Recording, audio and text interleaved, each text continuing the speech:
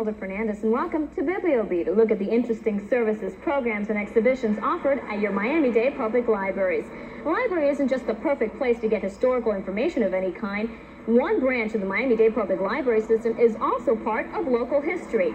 Since the late 1800s, the Coconut Grove Branch Library has been providing residents in this area with valuable library service. It was because people came here who were cultivated people and who appreciated the wildness and the nature, and it's sort of an accident of fate that Kirk Monroe, who wrote boy stories for Harper Magazine, should be out on the bay.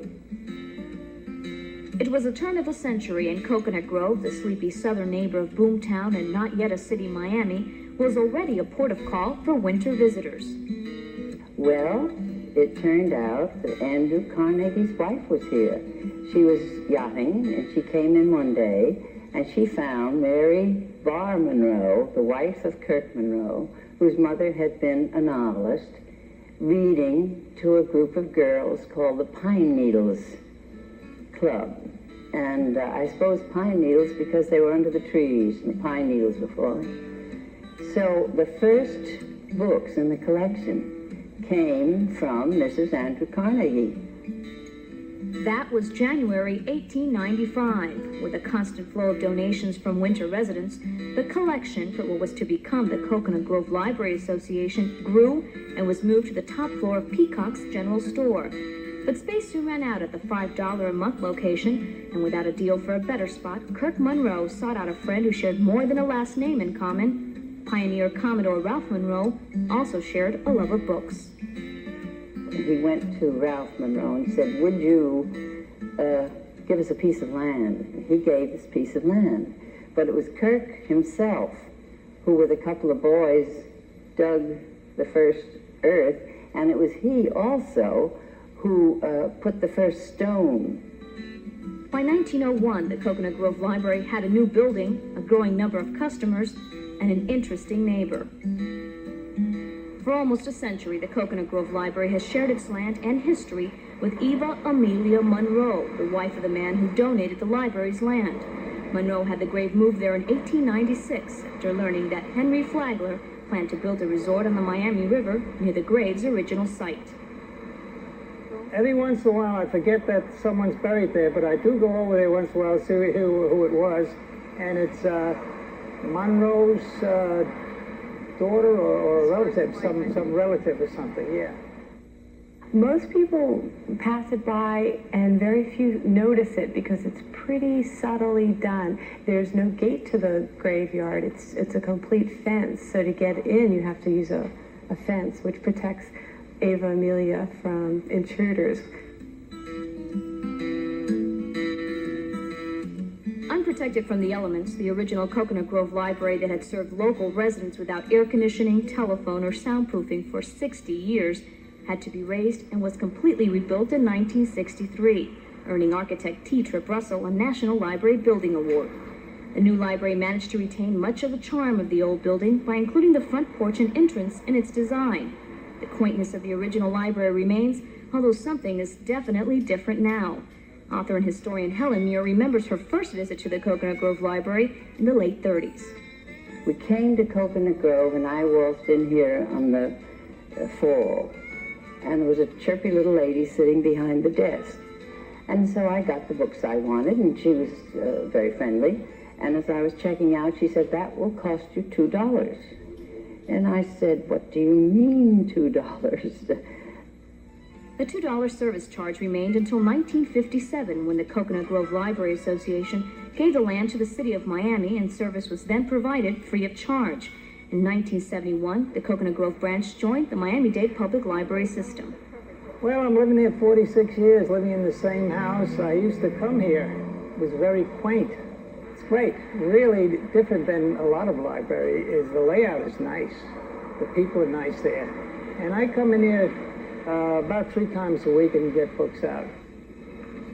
Coconut Grove's increasing popularity has meant this historic branch library is very busy lately. From a few hundred donated books, this branch now boasts a collection of more than 31,000 items. Last year we had between 75 and 80,000 volumes checked out. So yes, we have our moments that were very hectic, especially when we have classes in, and we can circulate 60 children within a matter of minutes. Like most branches of its size, the Coconut Grove Branch Library offers patrons a wide selection of materials on numerous subjects, as well as videotapes, audiocassettes, and books on tape. But it's not surprising that this unique library does some things a little differently. For example, Cliff Notes and magazines are available for checkout here. It's to encourage use, and it's very friendly for the patrons not to have to always photocopy the materials. Then they can just go to the collection, page through, and take what they want with them. What is that? It's an E. Can you say E? E. The children's room here not only includes an exciting collection of books and games, but is one of only a few libraries in the system with an Apple computer and programs many kids are now using in their schools. And there's also a one-of-a-kind collection tailored to the needs of Grove residents. We have a sea life collection because a lot of our patrons are either at the anchorage, which means they're stationed in the bay, they're living on boats, or they're moored at the marina. And they come in for boat repair manuals and buying a new sailboat. We have 3 yacht clubs, sailing clubs, and they want racing information.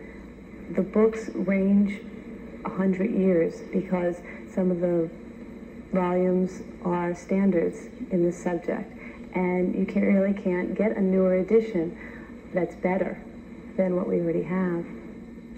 And the Coconut Grove Branch Library has also become a standard. It was the first library with a Friends group, volunteers who helped the Branch Library through fundraising efforts such as book sales.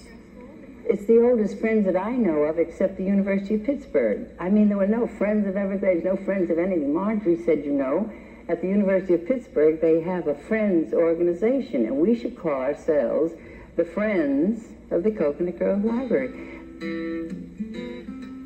The Little Grave by the Library, by Beth Lipscomb. The encroaching town is held at bay from the little grave by the iron fence. It is the only library with a neighbor that inspires poetry and a colorful history that is marked with the dedication of pioneers whose vision began providing residents with a valuable service almost a century ago, and probably will for another 100 years. If you didn't stay in one place, you'd never absorb that full appreciation for the fact that it takes generations to do, you know, family knows what it takes to raise a child. Well, to run a library for a long time takes a little doing, too.